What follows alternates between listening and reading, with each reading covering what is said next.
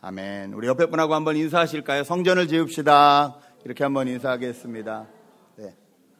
오늘도 말씀을 나누기 전에 잠깐 질문을 드리겠습니다. 옆에 분들하고 한번 나누시죠. 여러분의 삶 중에 혹시 도움을 받고 싶은 부분은 무엇이 있으신지요? 내 삶의 부분 중에 내가 좀 코칭을 받고 싶다 하는 부분이 있다면 무엇인지 잠깐 옆에 분들하고 한번 나눠보시겠습니다. 잠깐 나누시겠습니다. 네, 활발히 나눠주셔서 너무 감사합니다. 어제 제가 한 분의 간증을 좀 들었습니다. 우리 개그맨이셨다가 또 파란만장한 인생을 경험하신 우리 권연찬이라는 분의 간증을 들었는데요. 개그맨으로 데뷔를 했는데 웃기는 것보다 말을 잘해서 개그 쪽으로 빠지기보다는 MC나 이렇게 사회를 많이 봤다고 합니다.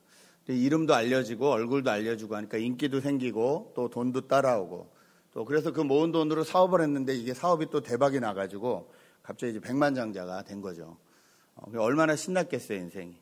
그렇게 한참 잘 나가고 있는 90년대 갑자기 어느 자매가 수를 합니다.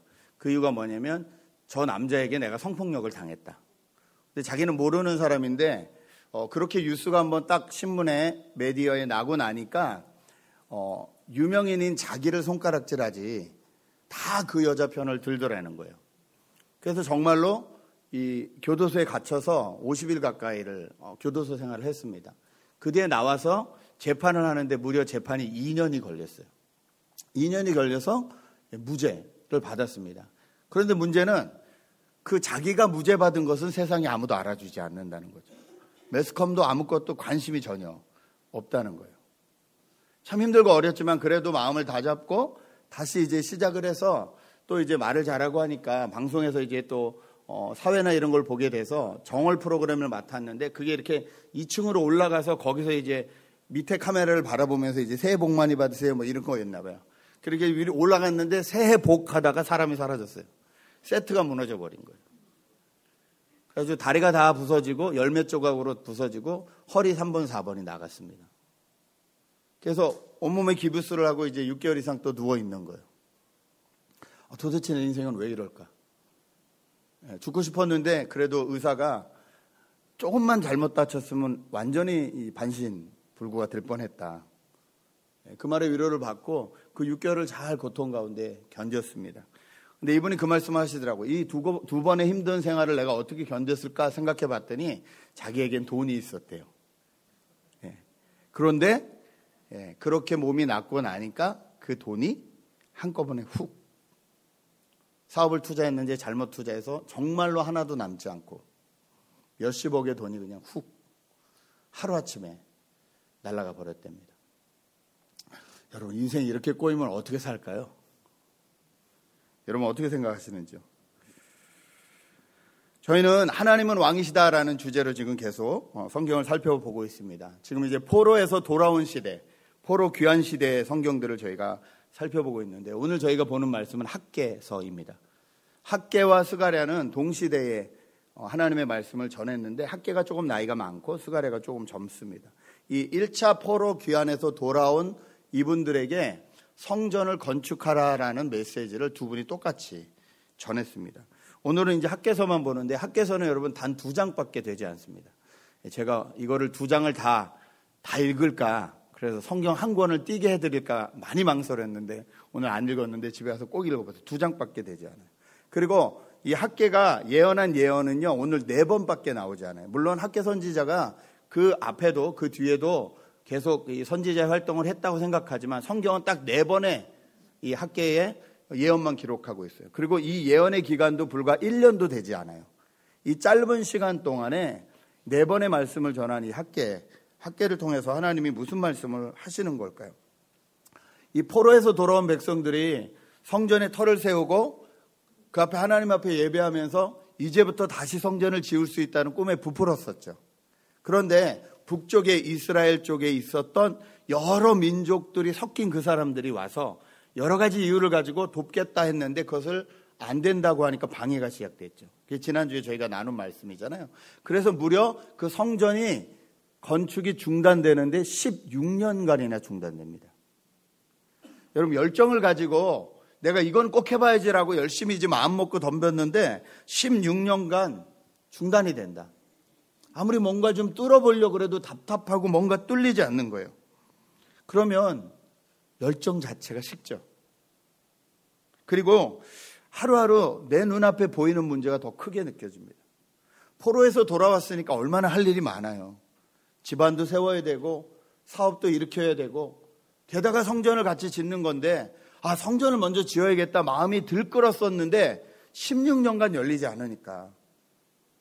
여러분 뭔가 기도하고 계시는데 16년간 열리지 않는다면, 뭔가를 노력하고 있는데 16년간 우리에게 일어나지 않는다면 우리도 아마 이 이스라엘 백성들처럼 열정이 다 식어버리고 말 겁니다. 미국 생활하면서 그런 경험들이 없으신지요? 이거 딱 스탁된 것 같은 느낌, 이 이상 뭔가 나가지 않는 것 같은 느낌, 여기서 어떻게 해야 되는지 잘 모르겠는지, 뭔가가 답답한데 이게 뭔지도 잘 모르겠는, 그러다 보니까 그냥 오늘 내 앞에 있는 일들만 해결하며 살자, 그러면서 그냥 어느새 내가 이렇게 살 수밖에 없는 이유들을 막 찾기 시작합니다. 이러면 이제 신앙생활도 좀 문제가 생기기 시작합니다. 처음에는 하나님 만났을 때 그 뜨거움과 열정을 가지고 찬양을 할 때나 예배를 할 때나 정말 하나님이 기대가 되고 교회 오는 발걸음이 막 빨리 가야지 이런 발걸음이었는데, 이 전쟁터 같은 세상에서 이 마음이 다 식어버리는 거예요. 그래봤자 별거 없는 것 같은 거예요. 별하는 것도 없는 것 같은 거예요. 말씀도 읽어보고 기도도 해보는데 여전히 답답해요. 이 근본적인 문제가 해결되지 않는 것 같아서 꼭 내가 교회에 나오면 나올수록 내가 이중적이 되는 것 같아요. 여러분 이런 경험들이 없으신지요? 이런 경험들이 있을 때, 이런 상황에 우리가 놓여져 있다면 우리는 무엇이 필요할까요? 어떻게 해야 될까요? 이때 저희 인생이 필요한 것은 우리 인생을 코치해 줄 사람입니다. 오늘 1절과 3절을 다시 보겠습니다. 다리우스 왕 2년 6째 달 그 달 초하루에 학개 예언자가 주님의 말씀을 받아서 스알데엘의 아들 스룹바벨 유다 총독과 여호사닥의 아들 여호수아 대제사장에게 전하였다. 3절, 학개 예언자가 주님의 말씀을 받아서 전한다. 네. 여러분 뛰어난 팀에는 뛰어난 코치가 있다는 것은 다 아실 거예요. 근데 뛰는 거는 선수인데 왜 굳이 코치가 필요할까요? 여러분 왜 코치가 필요하다고 생각하세요? 선수들이 뛰잖아요. 근데 왜 코치들이 꼭 필요할까요? 그것도 막 요즘 풋볼 시즌인데 풋볼 같은 경우는 코치들이 엄청 많아요. 뛰는 사람도 엄청 많거든요. 40, 50명, 60명까지 되니까 그럼 거의 한 100명이에요, 한 팀이. 코치들이 뭐 수비 코치, 공격 코치 뭐 다 다르고 엄청나게 많은 사람들이 같이 일을 해요.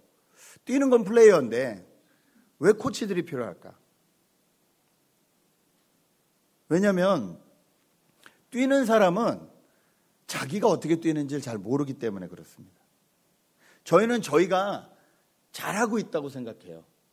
그리고 저희의 방법이 맞다고 생각을 해요. 그런데 옆에서 객관적으로 봐주면 뭔가 틀린 것을 잡아내 주는 거예요.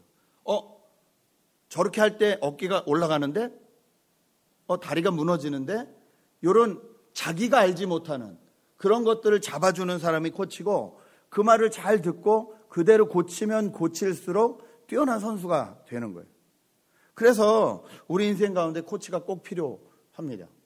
학개는 하나님이 이스라엘에게 보내주신 예언자이자 코치였습니다.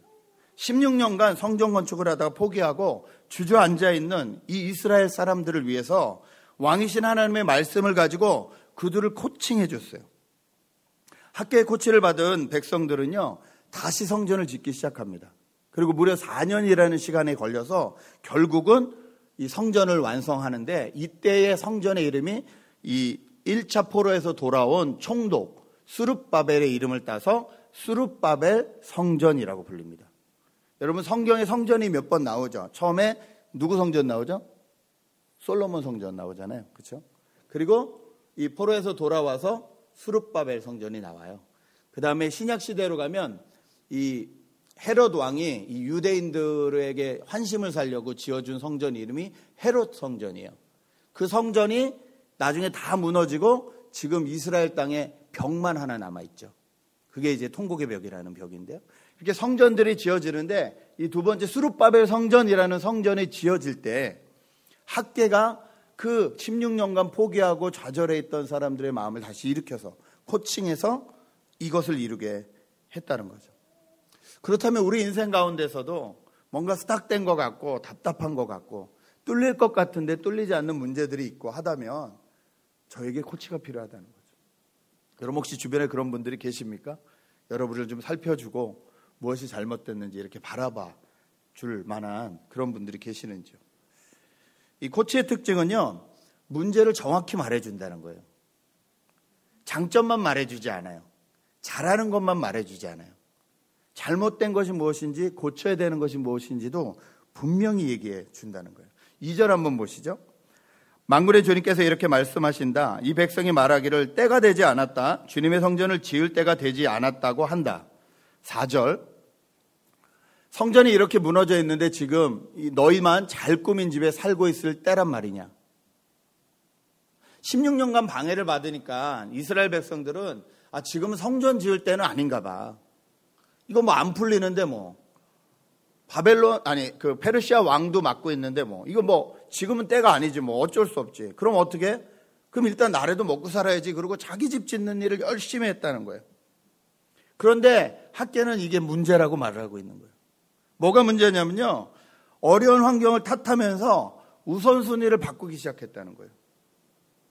우선순위를 바꾸니까 마음 순위도 바뀌었어요. 처음에는 막 성전 이 베이스만 놓고도 막 울면서 감탄하고 소리 지르고 기뻐하며 찬양했었잖아요. 그런데 그 마음이 다 식고 우선순위가 바뀌니까 마음 순위도 바뀌어서 하나님의 우선이 아닌 거예요. 너희는 성전을 지을 때가 아니라고 말하면서 너희 집들은 그렇게 화려하게 짓느냐. 대조하면서 말씀하시는 거예요. 6절 보십시오. 너희는 씨앗을 많이 뿌려도 얼마 거두지 못했으며 먹어도 배부르지 못하며 마셔도 만족하지 못하며 입어도 따뜻하지 못하며 품꾼이 품삯을 받아도 구멍난 주머니에 돈을 넣음이 되었다. 9절 한번 보실까요? 너희는 많이 거두기를 바랐으나 얼마 거두지 못했고 너희가 집으로 거두어 들였으나 내가 그것을 흩어버렸다. 그 까닭이 무엇이냐? 나 만군의 주의 말이다. 나의 집은 이렇게 무너져 있는데 너희는 저마다 제 집 일리에 바쁘기 때문이다. 11절 한번 보시죠. 같이 읽을까요? 시작. 내가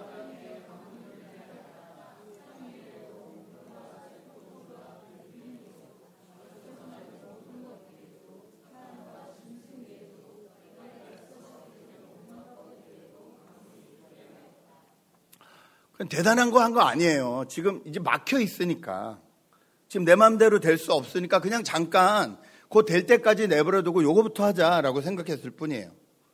우선순위를 바꿨는데 결과가 뭐냐면 씨앗을 뿌려도 다 거두지 못한다는 거예요. 경제적인 기근이 일어난다는 거예요. 먹어도 마셔도 입어도 만족이 없다는 거예요. 정신적으로, 감정적으로, 영적으로도 기근이 일어난다는 거예요. 드라웃 된다고 그러죠. 기근이 일어난다는 거예요. 우리가 이 포로에서 돌아온 이 공동체의 모습을 얼마든지 상상할 수 있잖아요. 얼마나 힘들어요. 솔로몬 성전 때처럼 누가 다 준비해주고 이제 지어라 그래도 짓는 게 쉽지 않은데 그게 아니잖아요. 돌아와서 지금 자기 집도 꾸며야 되고 사업도 일으켜야 되고 적들과도 싸워야 되고 방해하는 사람들과 그리면서 이제 성전을 지어야 되는 거예요. 얼마나 할 일이 많아요. 얼마나 피곤하고 지쳐요. 그런데도 자신의 삶을 돌아보면서 성전을 지어야 됐는데 잠깐 우선순위를 바꾸고 나니까 아무것도 만족이 없는 삶이 되어 버렸다는 거죠. 여러분, 저희 LA 생활이 그렇지 않습니까? 나 혼자 살아가는 것도 쉽지가 않아요. 근데 시간이 지나면 지날수록 내가 책임져야 될 사람들이 옆에 늘어나기 시작을 해요. 저 열심히 살고 최선을 다해서 사는데 내 뜻대로 되지 않아요. 아까 누가 뭘 좀 도와줬으면 좋겠습니까? 말씀을 드렸더니 이 육신적으로는 영어가 힘들다 말씀하시더라고요. 제가 그 감정 너무 잘 알죠. 예. 이건 제가 18년이 넘었거든요. 제가 영어를 할 때마다 저희 아이들이 그래요. 아빠는 왜 자꾸 사람들하고 싸우냐고. 영어가 불편하니까 영어로 말하기 전에 머릿속에서 계속 영어를 돌려야 되는 거예요. 그리고 그 사람한테 가면 나도 모르게 공격적으로 하이톤으로 나오는 거예요. Can I something? 뭐 이렇게. Can I인데 싸우는 거예요. 애들 막 되게 창피해요. 아빠 왜 싸워? 나 안 싸웠는데?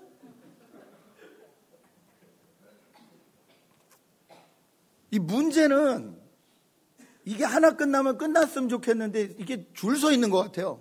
경제적 문제 해결하면 정신적 문제가 다가오고 또 영적인 이 떨어짐이 다가오고 이게 계속 돌아와요. 또 요거 하나 끝나면 또 돌아오고 끝이 없는 것 같아요. 그런데 학계는 우리의 문제만 집어줄 뿐만이 아니라 어떻게 해결해야 되는지도 말씀해 주시고 계신다는 거죠. 5절 보십시오. 나 만군의 주가 말한다. 너희는 살아온 지난 날을 곰곰이 돌이켜보아라.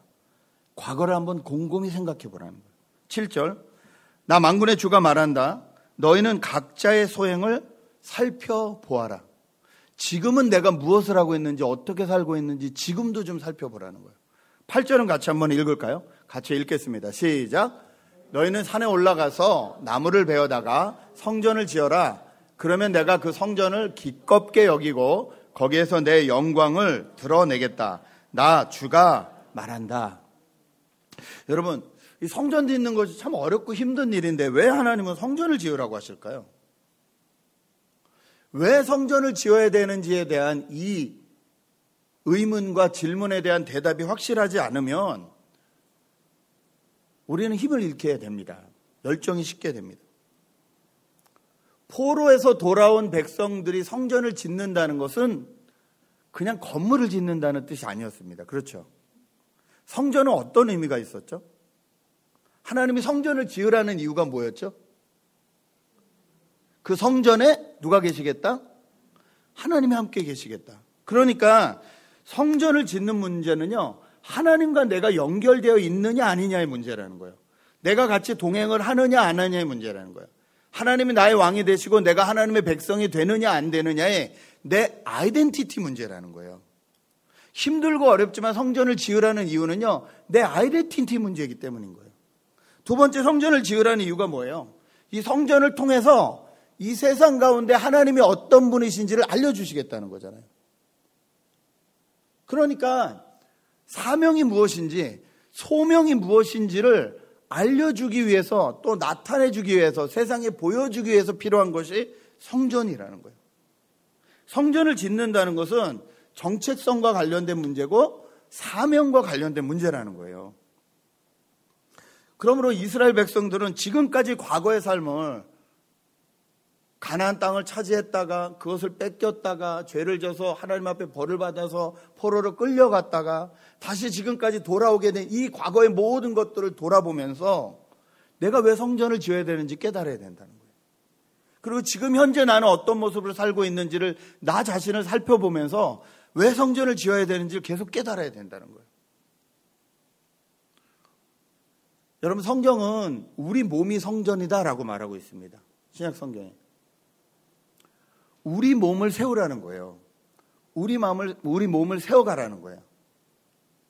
여러분이 하나님이 거하시는 성전이 될 수 있도록 세워가야 된다는 거예요. 여러분이 살아가야 되는 이 목적, 사명이 무엇인지를 과거를 돌아보고 현재를 바라보면서 세워가야 된다는 거예요. 하나님과 함께 사느냐, 내 힘만으로 그냥 세상 가운데 사느냐, 이걸로 인해서 하나님의 백성이냐 세상 사람이냐가 나눠진다는 거예요.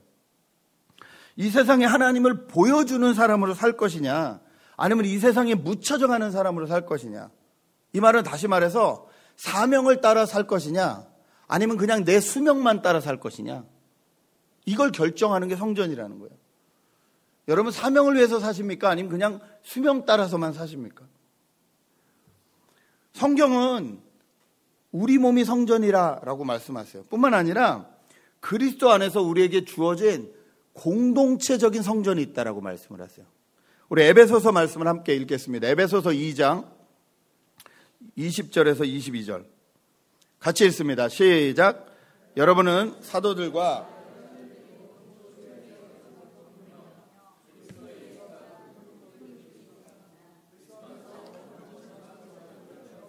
주님 안에서 자라서 성전이 됩니다. 그리스도 안에서 여러분도 함께 세워져서 하나님의 성령으로 거하실 처소가 됩니다. 우리 과거의 사도들과 예언자들이 기초를 쌓아줬다는 거예요.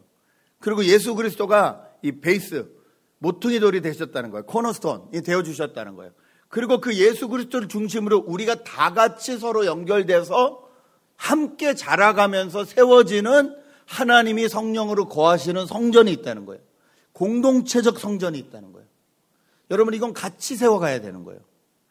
가정 공동체 아빠만 잘한다고 일이 되지 않아요. 엄마만 잘한다고 세워지지 않아요. 다 같이 해야 되는 거예요. 교회 공동체도 마찬가지예요. 한 사람만 잘한다고 세워지지 않아요. 무너지는 부분이 있어요. 서로 연합돼서 서로 함께 세워지고 함께 일어나야 된다는 거예요. 그래야 이 땅 가운데 하나님이 어떤 분인지 보여줄 수 있는 공동체, 사명 따라 사는 공동체, 성전이 될 수 있다는 거예요.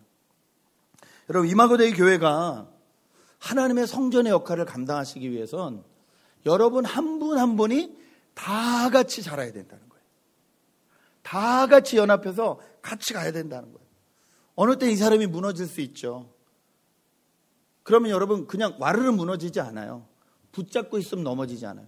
여러분, 이렇게 그 가파른 산 같은 데 보면 그 산에 이렇게 프레이 타고 가다 보면 산이 이렇게 돼 있는 데 있잖아요. 거기 보면 이렇게 철조망 같이 얇은 걸로 그 산 위에 이렇게 덮어놓은 거 보셨죠? 그거 왜 덮어놓죠? 돌들이나 이런 게 떨어지지 말라고. 그렇죠? 서로 연합해서 잡아주는 게 있어야 되는 거예요. 교회 공동체도 마찬가지예요. 어떤 부분이 무너지려고 할 때 그 주변에 손을 잡고 있는 사람들이 같이 있으면 그게 한꺼번에 무너지지 않아요. 다시 싸울 수 있어요. 다시 일으킬 수 있어요. 이게 교회 공동체, 이게 가정 공동체, 이게 직장 공동체라 해야 되는 거예요. 그래야 우리가 설 수 있다는 거죠. 이 교회의 시작 때부터 기억하고 지금까지 하나님이 주신 은혜들을 기억하고 서로 연결되어서 지금부터 그러면 우리는 무엇을 해야 되나, 이렇게 생각하면서 같이 나아갈 때 이 교회가 이 웨스트 LA 지역에서 정말로 하나님 나라를 나타내주는 교회가 될 줄 믿습니다. 저희에게 그거 하라고 저희를 이 자리로 불러주신 거예요. 학계가 이스라엘 백성에게 코치해 주셨듯이 저에게 오늘 이 말씀으로 코칭해 주시는 거예요. 우리 몸이 성전이 돼야 되고 우리 공동체가 성전이 되도록 해야 된다. 한 가지 재밌는 표현은 아까 읽은 8절의 표현입니다. 산에 올라가서 나무를 베어서 성전을 지으라고 말씀하세요. 그런데 여러분, 이 몇 주 전에 에스라 설교 기억해 보세요. 에스라가 돌아왔을 때 성전을 짓기 위해서 나무를 어떤 나무를 썼는지 혹시 기억나세요? 저 레바논에 가장 좋은 백향목이라는 나무를 일부러 그 목재를 다루는 사람들까지 데리고 왔던 기억이 나시죠? 원래 성전의 나무는 그렇게 최고급 나무로 줘야 되거든요. 근데 오늘 뭐라고 하시면 그냥 네 눈앞에 보이는 앞산에 올라가서 나무를 베어다가 성전을 지으라는 거예요. 이게 무슨 말일까요? 16년간 기다리면서 그 최고급 목재였던 레바논의 백향목은 다 썩어버렸습니다. 성전을 지을 수 있는 상태가 아니에요. 그럼 지금부터 또 다시 레바논에게 연락해서 그게 올 때까지 기다리고 사람들 다시 16년 전 모았던 사람들 다시 모으고 이러는 사이에 열정 다 식어버린다는 거예요. 어떻게 하라는 말이에요? 지금 당장 네가 할 수 있는 일을 하라는 거예요. 당장 올라가서 아무도 괜찮으니까. 하나님이 지금 성전을 짓는데 나무 재료가 문제가 아니라는 거예요. 자세와 마음이 문제라는 거예요. 지금 당장 네가 할 수 있는 일을 하라는 거예요. 여러분, 성전을 세우는 데 있어서 가장 중요한 일은 뭐냐면요, 지금 내가 할 수 있는 일을 하는 거예요. 지금 하는 거예요.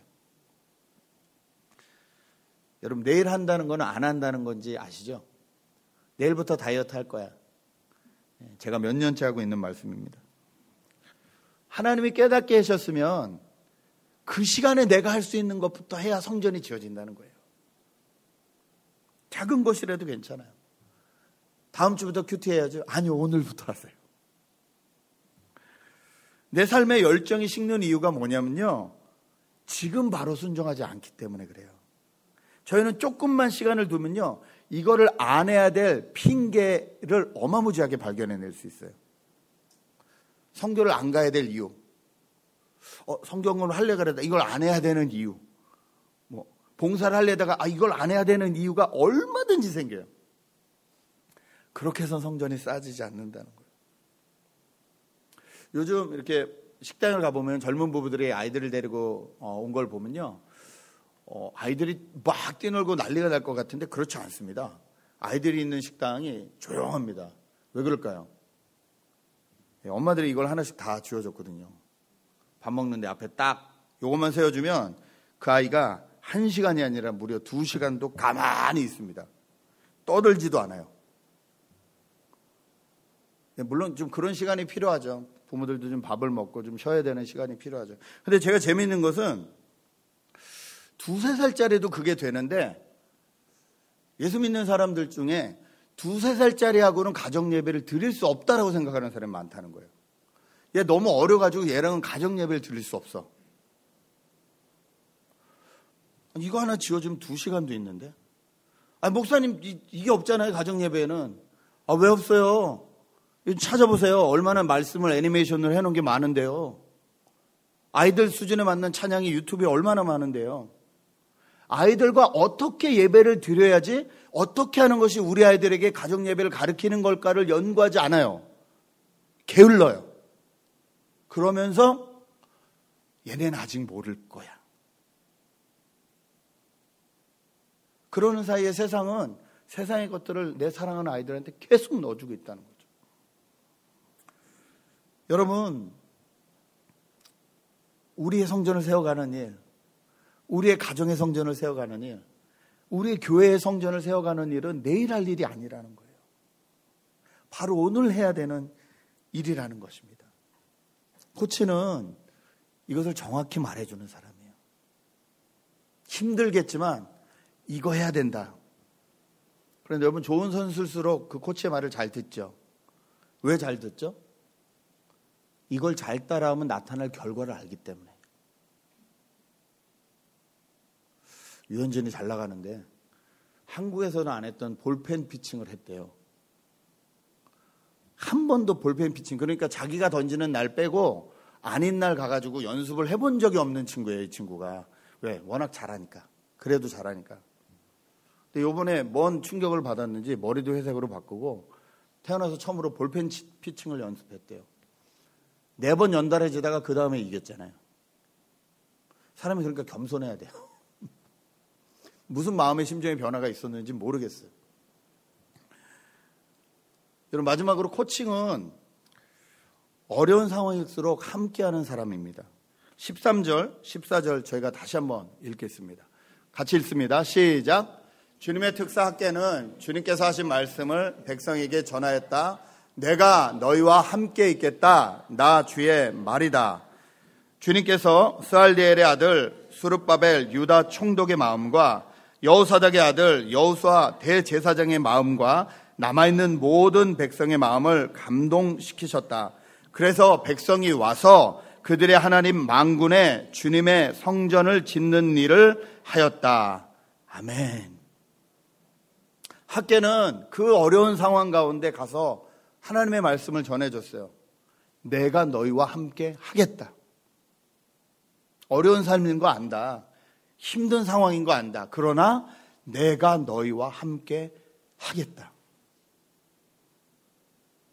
여러분, 이 하나님의 음성이 들리시는지요? 여러분의 삶이 스떡된 것 같고 뭔가 힘들고 어려울 때 이 하나님의 말씀이 여러분에게 개인적으로 들려오시는지요? 이 하나님의 말씀이 들리시기를 정말 주님의 이름으로 축복합니다. 이 말씀이 들리면 우린 살아요. 어떤 상황에서도 내가 너와 함께 하겠다. 이건 창세기부터 요한계시록까지 계속 성경을 괄뚫는 아주 중요한 키포인트예요. 이것이 임마누엘이잖아요. 예수님이 임마누엘로 오셨잖아요, 이 땅에. 내가 너희와 함께 하겠다. 이 말씀이 들리니까 리더들도 백성들도 다 마음에 감동이 온 거예요. 다 감동이 오니까 이 말을 들은 지 24일 만에, 무려 16년 멈춰 있었는데 이 말씀을 들은 지 24일 만에 바로 공사에 들어갑니다. 그리고 4년에 걸쳐서 성전을 완성하게 됩니다. 처음에 말씀드린 개그맨 권영찬 씨가 3번 죽을 것 같은 고통을 경험하고 나니까 인생이 진짜 무엇이 중요한지가 생각되더래요. 그런데 이 고통을 당한다는 것이 무엇인지 너무 잘 알겠는 거예요. 육신의 고통이 뭔지, 정신의 고통이 뭔지. 자기가 진짜 자살 시도를 몇 번 했으니까. 그래서 저렇게 힘들고 어려운 사람들을 도와주는 일을 해야겠다 그래서 공부를 다시 시작하고 또 말을 잘했으니까 그런 강연을 하기 시작하셨어요. 그래서 행복 재테크라는 이름을 붙여서 많은 힘들고 어려운 사람들 찾아가면서 어디가 됐든 간에 공짜로도 하고 막 오라는 데는 다 가서 절망이 있는 모든 곳에 막 쫓아가서 이야기를 해주는 삶으로 자기의 삶이 바뀌었다는 거예요. 그런데 자기가 이런 삶을 살게 되기까지 자기를 끝까지 붙들어준 코치가 있었다는 겁니다. 처음에 억울함을 당하고 감옥에 갇혔을 때 그 코치가 감옥으로 찾아왔대요. 그리고 물었대요. 뉴스에 난 게 사실이냐? 사실 아닙니다. 그러니까 그럼 이건 사람의 힘으로 풀 수 있는 문제는 아니다. 그럼 성경책을 쓱 넣어주셨대요. 해답은 여기 있을 거니까 네가 찾아라. 이분이 교회는 다녔지만 인격적인 하나님은 그 감옥에서, 교도소에서 처음 만난 거예요. 그리고 2년이라는 이 법정 싸움을 믿음으로 잘 서서 견딜 수 있었어요. 다시 시작하려는데 이제 육체가 무너졌잖아요. 그런데 그 코치가 날마다 찾아와서 한 번도 싫은 소리 안 하고 환하게 웃으면서 하나님이 너와 함께 하신다고, 하나님이 너를 사용하시려고 그런다고, 더 큰 일에 쓰시려고 지금 이런 시련을 주시는 거라고 끊임없이 얘기해 주셨다는 거예요. 얼마나 싫을 때도 많았을 거예요. 무슨 쓸데없는 소리 하시냐고, 내 인생이 지금 다 망가졌는데 남 일이라고 그렇게 말하는 거 아니라고 이러고 싶었을 거 아니에요. 그런데도 그분은 한 번도 끊임없이 오셔서 날마다 웃으면서 그 말씀을 해주셨다는 거예요. 재산이 다 날아갔을 때, 진짜 아무것도 안 보일 때, 그때도 그분은 자기를 떠나지 않고 자기 옆에서 계속 말씀해 주셨다는 거예요. 그러면서 그분이 제 코치입니다라고 소개를 딱 하는데 나오신 분은 연세가 많이 드신, 쪼글쪼글하시고 너무 마르셔서 왜소하신, 이렇게 말씀하실 때마다 여기 핏대가 다 보여요. 살이 하나도 없어서. 그리고 많이 배우지도 못하신 그분의 어머니셨습니다. 결단을 내려야 될 땐 무섭게, 이게 네가 한 일이 맞냐? 아니라면 너 하나님하고 감옥에서 승부 봐라. 무섭게 성경 던져주시고 하나님만 만날 수 있도록 그렇게 가르치신 분. 육체가 무너졌을 땐 포기하지 않도록, 낙담하지 않도록 날마다 찾아와서 웃는 얼굴로 대해주신 분. 이분이 그 코칭 덕분에, 그 어머니 덕분에 자기가 지금 이런 삶을 살게 됐다고 고백을 하더라고요. 어느 날 이분하고 만나기로 했는데, 어머니하고 만나기로 했는데 나오시질 않으셔서 약속 시간을 잊어버리셨나 보다. 교회 계시겠지. 교회 갔더니 그때 그 교회가 공사를 해서 천막이 있었는데, 천막에서 이제 몇 분이 기도를 하시는데 저기서 어깨가 막 흔들리면서 기도하시는 분이 보이시더래요. 어머니인가 보다 그러고 조용히 가봤더니 그렇게 통곡을 하시면서 자기의 이름을 부르면서 하나님 앞에 간절히, 우리 영찬이 이번에 한 번만 더 살려달라고, 하나님이 한 번만 도와주시면 이 아이가 정말 하나님 나라를 위해서 쓰임받을 것 같다고 그렇게 통곡을 하면서 우시더래. 그때 자기는 알았대요. 엄마는 항상 웃는 얼굴만 해서 괜찮은 줄 알았더니 그 마음이 얼마나 찢어지고 아팠는지 그때 자기가 너무 알았다. 그래서 내가 지금 이런 삶을 살 수 있게 되었다. 그 간증을 듣는데 너무 부럽더라고요. 여러분 안 부러우세요? 그런 부모님이 계시다면 너무 행복한 것이고요. 그런데 우리가 그냥 부러워하지만 않고 있어도 됩니다. 왜냐하면 저희에게도 이런 코치가 주어져 있기 때문입니다. 우리 요한복음 같이 읽을까요? 10장 14절 15절 한 목소리로 읽습니다. 시작. 나는 선한 목자라. 나는 내 양을 알고 양도 나를 아는 것이 아버지께서 나를 아시고 내가 아버지를 아는 것 같으니 나는 양을 위하여 목숨을 버리노라. 예수님이 우리를 아신대요. 그리고 우리를 위해서 목숨을 버리신대요. 어떤 상황 가운데서도 내가 너와 함께 하겠다. 예수님이 이 말씀을 하시는 거예요. 또 그 예수님이 승천하시고 하늘로 올라가시면서 그 중간 사이에 우리가 혹시 힘들고 어려울까 봐 보내주신 분이 계십니다. 그분이 누구죠? 성령 하나님이잖아요. 성령 하나님은 어떤 분이실까요? 요한복음 14장 26절을 같이 읽겠습니다. 시작. 보혜사 곧 아버지께서 내 이름으로 보내실 성령, 그가 너희에게 모든 것을 가르치고 내가 너희에게 말한 모든 것을 생각나게 하리라. 보혜사, 영어로 보니까 카운셀러. 예수님이 다시 오실 그날까지 우리가 힘들까봐 우리를 상담해주고 우리를 변호해주고 우리의 말을 들어주고 우리가 가야 될 방향을 알려주시는 분이 성령님이라는 분이에요. 그분이 예수님이 우리를 위해서 하신 모든 일을 다 기억나게 해주시겠다는 거예요. 어떤 길을 어떻게 살아야 되는지 다 생각나게 해주시겠다는 거예요. 같이 걸어갈 수 있게 도와주시겠다는 거예요. 그러므로 여러분, 우리 인생이 스탁된 것 같고 답답하고 힘이 들 땐 우리는 이 예수 그리스도 앞에 나가셔야 됩니다. 이 성령님 앞에 나가셔야 됩니다. 그래서 그분의 이름을 부르면서 그분에게 도움을 요청해야 됩니다. 그러면 그분은 언제든지 우리를 위해서 코치해 주시고 우리를 떠나지 않으신다고 오늘 이 성경은 분명히 말씀하고 계십니다. 오늘 저희는 10월의 성찬식을, 주님의 만찬식을 시작합니다. 이 주님의 만찬을 떼는 이유는 예수님이 우리를 위해서 어떤 일을 하셨는지 기억하고 또 예수님이 이 땅에 어떤 일을 하시기 원하시는지를 기념하기 위한 거라 그랬어요. 우리의 성전을 세우고 우리 공동체의 성전을 세우는데 필요한 것은 예수 그리스도, 성령 하나님이세요. 삼위일체 하나님이세요. 거기서 끝나면 안 돼요. 이제는 우리가 누군가에게 그 권영찬 씨의 어머니처럼 코치가 되어줘야 돼요.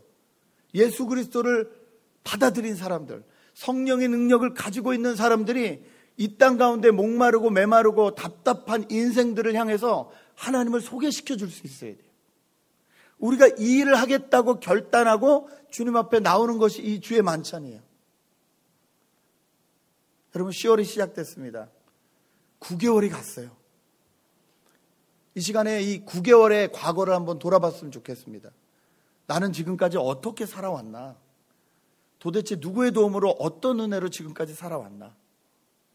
이 10월부터는 어떻게 살아야 되는지 내 현재를 좀 바라봤으면 좋겠습니다. 나는 우선순위가 어디에 가 있나? 하나님을 향한 마음은 어떤가? 문제는 답답하다고 하면서 그 답답한 문제를 해결해 주실 수 있는 분한테 나가질 않고 있지 않은가? 너무 실망하고 너무 아파서 그 문제를 계속 직관하고 싶지 않은 건 아닌가? 다시 한번 돌아봤으면 좋겠습니다. 그리고 오늘 내가 할 수 있는 일, 나무를 베어다가 성전을 짓는 일, 아주 작은 일이라도 그 일부터, 오늘 할 수 있는 일부터 해나가야 될 줄 믿습니다. 그럴 때 이 10월에 막힌 문이 열릴 줄 믿습니다. 우리 안에 답답한 심령, 우리 안에 문제가 있었던 것들에 하나님의 빛이 비춰질 줄 믿습니다. 그 기쁨을 맛보고 이젠 주변에 있는 사람들에게 그 기쁨을 나눌 수 있게 되시기를 주님의 이름으로 간절히 축복합니다. 이 시간 잠깐 기도하시죠.